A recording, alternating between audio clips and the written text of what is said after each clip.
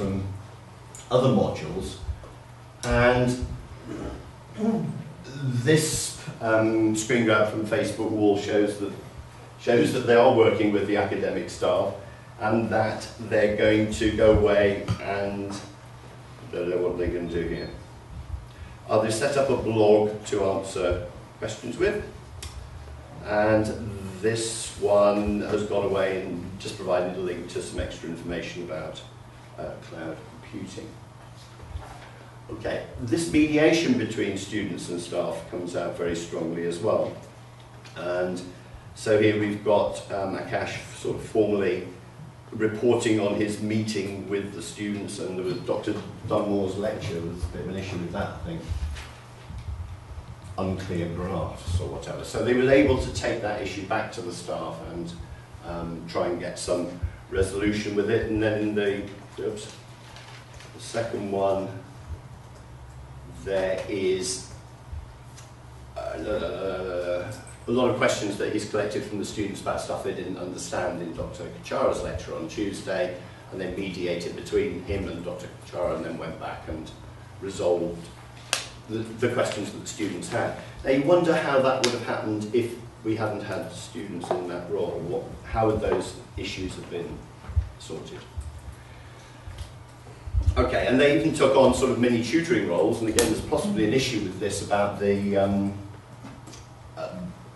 correctness, if you like, of the answers they're giving. So poor Alex obviously has got no idea about protein structures, but one of the champions, I hope, comes in with the correct answer.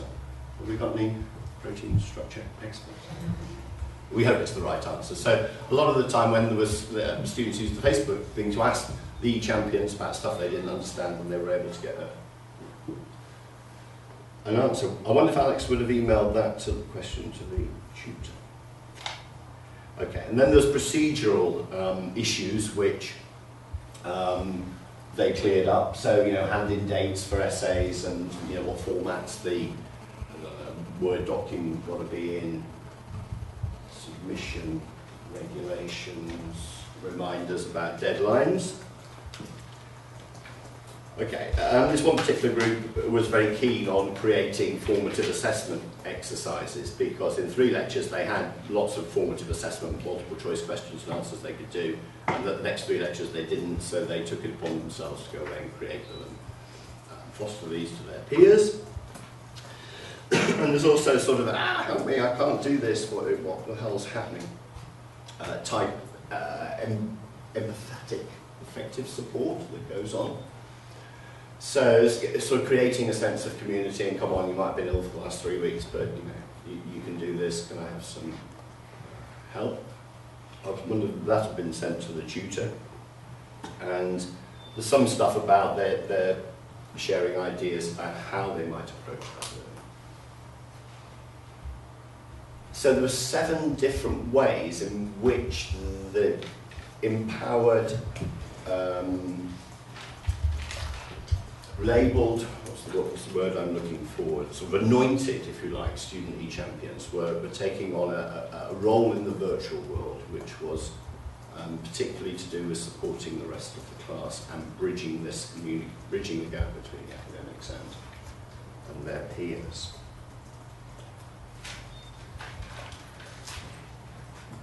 Does that mean?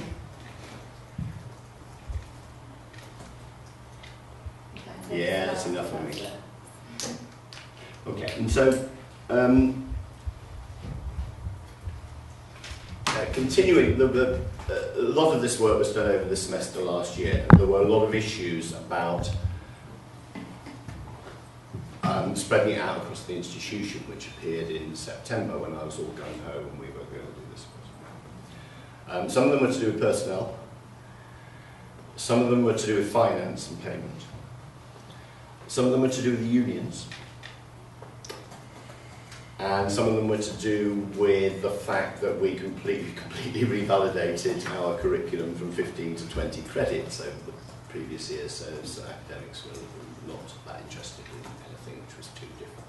And there were other issues about it. So I'm going to start girding my loins again for another attack come September. But we did manage to do it in a few places, and as I said, it's been happening informally without data being collected in others. So,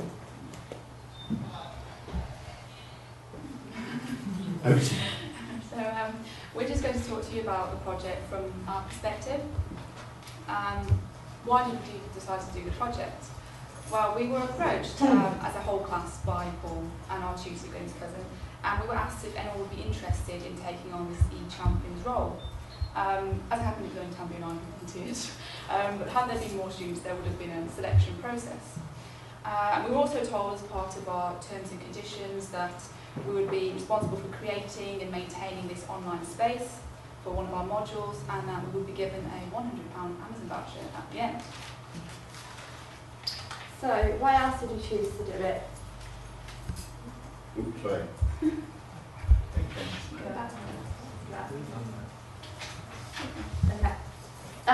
For the challenge and experience, for the leadership opportunity, to bridge the gap between students and tutors, to help guide our fellow students, and to help bring the class closer together.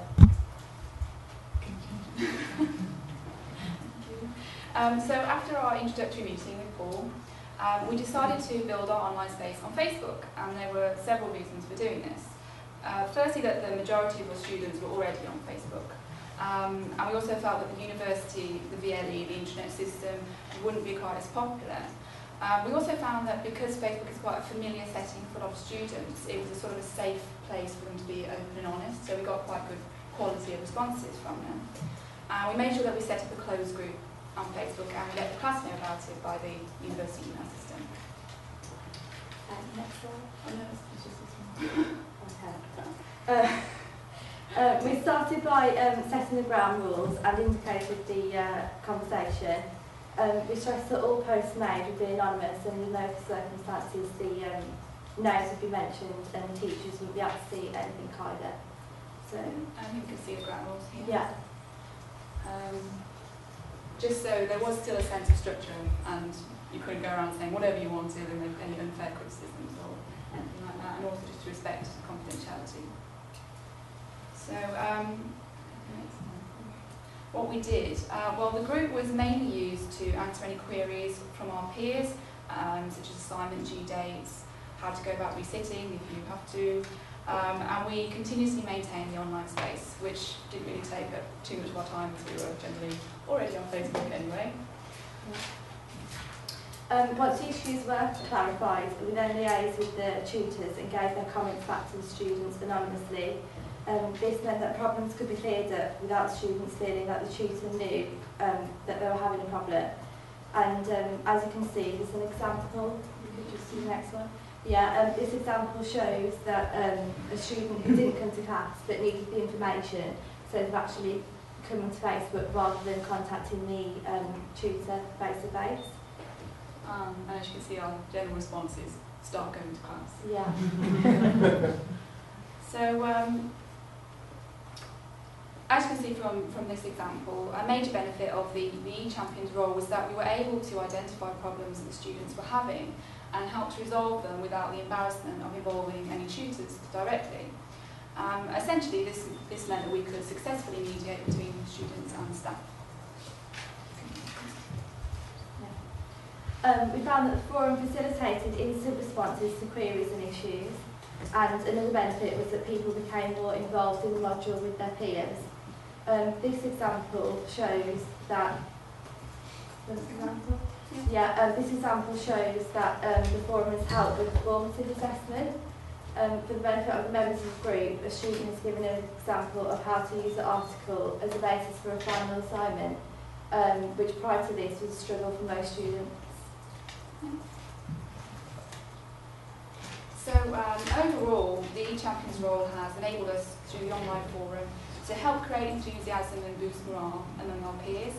And although we can't actually prove that it was a direct consequence of our involvement as ICT Champions, it was generally agreed by staff and students that there was a significant increase in the attendance rate of class.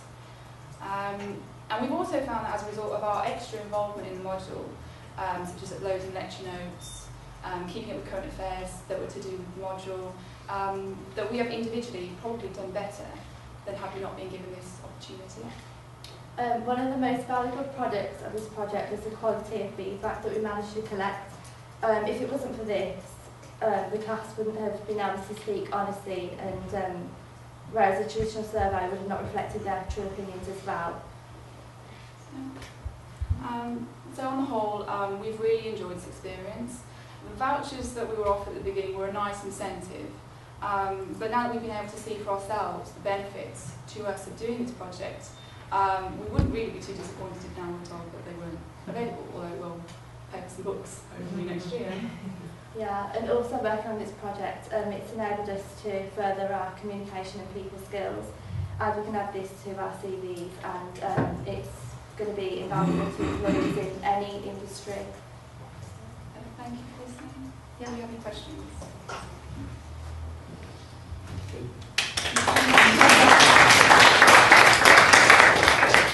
Is there any plan to involve you guys in training the next cohort of people coming through?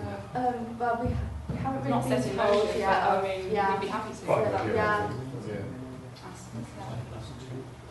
Yeah. Is this something that's going to be rolled out as a, rather than a trial project, as something that's going to become standard given the success you've had? I think this is still kind of pilot stages. Yeah.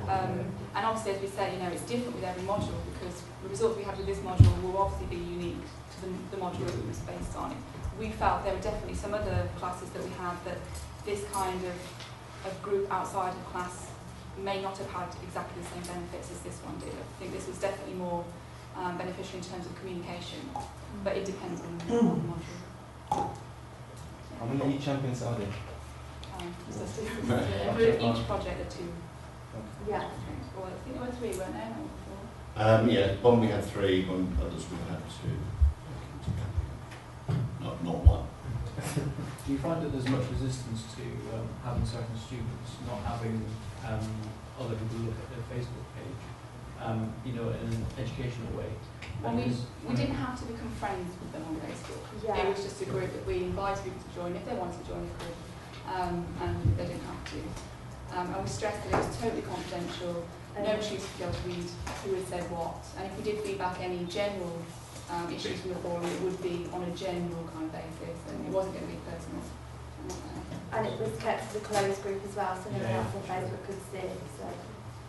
Well, yeah, but as you'll see here, one of the students was quite, these are their peers,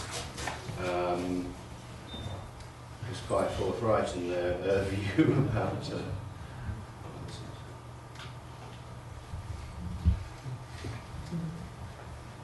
So we just got eight responses to their peers about the initiative. 7 8s are quite positive.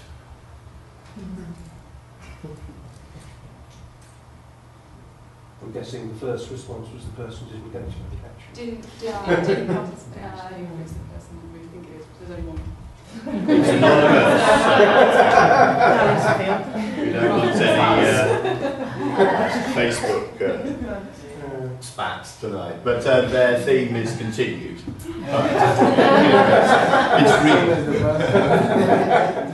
But nevertheless, you know, I mean, the students can actually, the rest of the students can actually articulate what they got out of it, having that space led by their peers, rather than.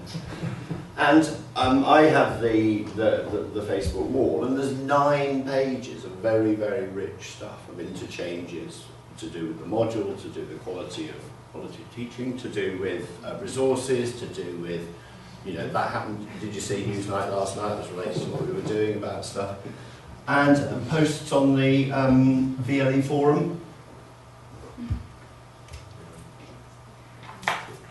How about then, because I noticed you've got pebble pads up there, Paul, and I know you've got some very good practice in the institution. Yes, that's right. Around reflection and you know, peer support in that respect. So do you think it's just using the platforms for the different contexts and the different courses that capture them appropriately?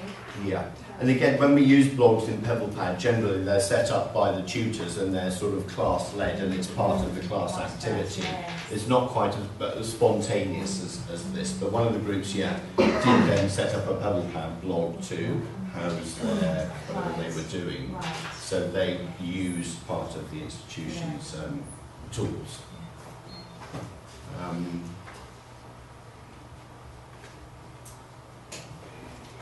I just wonder what the relationship between you and your peers was like, because you were like, yes, you volunteered, but you were sort of teacher's pet, sort of singled out, had a special relationship. Did you think that in any way affected your relationship then with your peers? No, because we got on as a whole as a class, so it didn't look as though like we were leading, because everyone just chipped in. If they had something to say, they'd comment, and then everybody else would follow on. Right. So yeah, and then, but we would lead as in the sense that we'd email the tutors if anybody had any queries, but no, we got on as a whole.